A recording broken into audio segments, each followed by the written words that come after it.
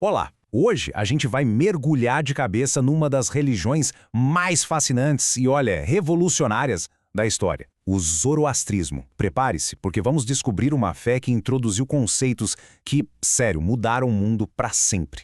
Então, fica aqui a grande pergunta que vai guiar a nossa conversa. Como é que uma fé tão antiga, num mundo que era repleto de deuses e rituais pagãos, conseguiu dar respostas tão lógicas para um dos maiores dilemas da humanidade, a origem do mal? Bom, então bora lá. Para entender de verdade o zoroastrismo, a gente precisa voltar bastante no tempo, sabe? Explorar o mundo em que ele surgiu e, claro, conhecer o profeta visionário que deu o pontapé inicial em tudo. Tenta imaginar um mundo onde se adorava um monte de deuses, cada um pedindo seus próprios rituais, seus sacrifícios. Era nesse cenário que vivia Zaratustra. E ele olhava para aquilo tudo, para a hipocrisia dos sacerdotes, para os rituais que pareciam meio vazios, e sentia uma insatisfação gigante. A revolução dele não foi só religiosa, entende? Quando ele propôs um único Deus, ele estava, na verdade, batendo de frente com toda a estrutura de poder da época. Ele sentia que tinha que existir algo mais, uma verdade maior por trás de tudo. E foi justamente essa busca que o levou numa jornada.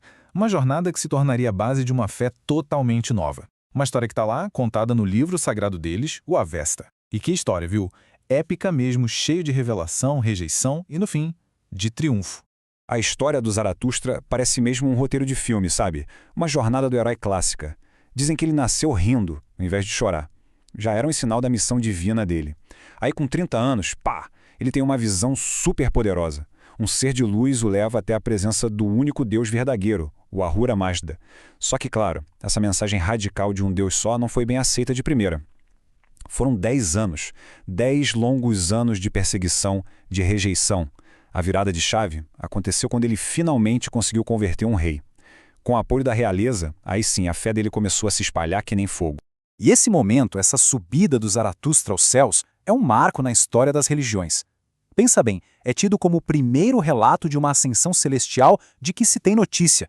Isso tudo é lindamente representado pelo Faravahar, aquele símbolo super famoso do zoroastrismo. Essa figura com asas que a gente vê representa a alma subindo em direção a Deus. É uma jornada espiritual muito forte.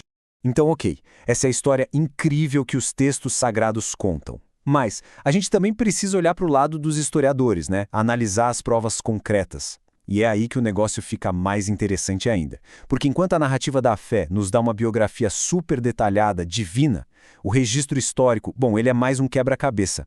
Um quebra-cabeça com várias peças faltando. Então, bora bancar o detetive por um instante e ver o que as evidências dizem pra gente. O que será que os historiadores e arqueólogos realmente descobriram sobre as origens do zoroastrismo?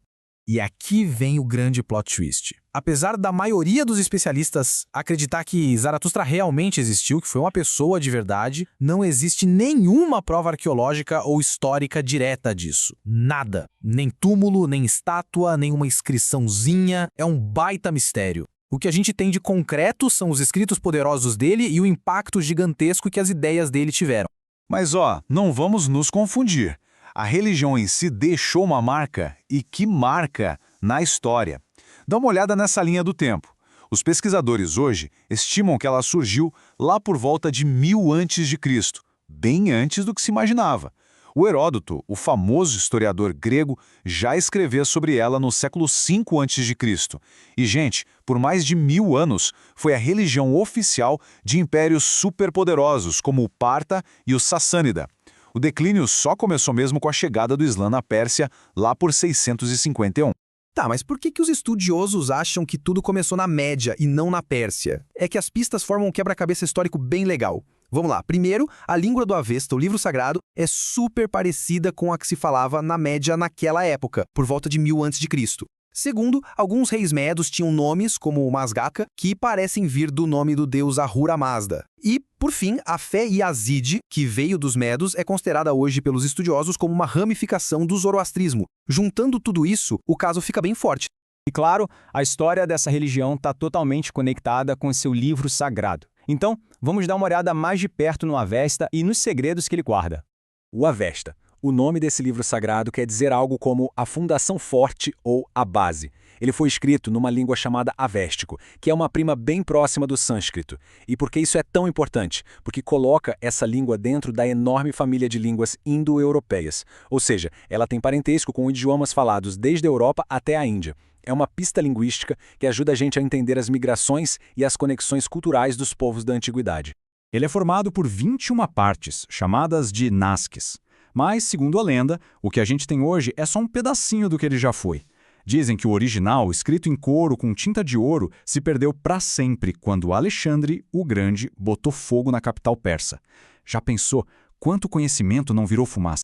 E bem no coração do Avesta tem a parte mais importante, o Yasna. E sabe por que ele é tão especial? Porque acreditas que esses hinos, essas orações, foram escritos pelo próprio Zaratustra. É o mais perto que a gente consegue chegar da voz do profeta. Então, com um profeta tão visionário e um livro sagrado para guiar o caminho, os seguidores do zoroastrismo não só sobreviveram, como prosperaram. Eles construíram impérios e ajudaram a moldar o rumo da história. É até difícil colocar em palavras o poder e a influência que o zoroastrismo teve no seu auge. Pensa bem, por mais de 1000 anos, foi a religião oficial dos grandes impérios persas. De Ciro Grande até os Sassânidas, essa fé era a força que guiava algumas das civilizações mais avançadas do mundo. Era a base para a lei, para a ética, para a identidade do império todo. Mas aí, tudo mudou. Com a chegada do Islã e a conquista da Pérsia, os zoroastristas começaram a ser perseguidos. Muitos tiveram que fugir, principalmente para a Índia, onde ficaram conhecidos como Parsis. Hoje, o número de seguidores no mundo todo não chega a 200 mil. É uma queda, nossa, impressionante para uma fé que um dia comandou o império. E isso tudo nos deixa com uma última questão para refletir. Mesmo que o zoroastrismo hoje tenha poucos seguidores, as ideias dele continuam vivíssimas. Pensa só, a noção de um Deus único, a luta entre o bem e o mal, o dia do juízo final, a ideia de céu e inferno, tudo isso a gente encontra de uma forma ou de outra no judaísmo, no cristianismo e no islamismo. Então, a pergunta que fica no ar é: como essa antiga fé persa acabou moldando algumas das maiores religiões do mundo? É um legado e tanto para a gente pensar, não é? Se o pessoal que nos ouve gostou desta análise e quer continuar explorando temas como este, não se esqueçam de nos seguir, curtir, comentar e compartilhar. A interação de todos é o que nos permite continuar trazendo essas histórias à tona. Isso mesmo.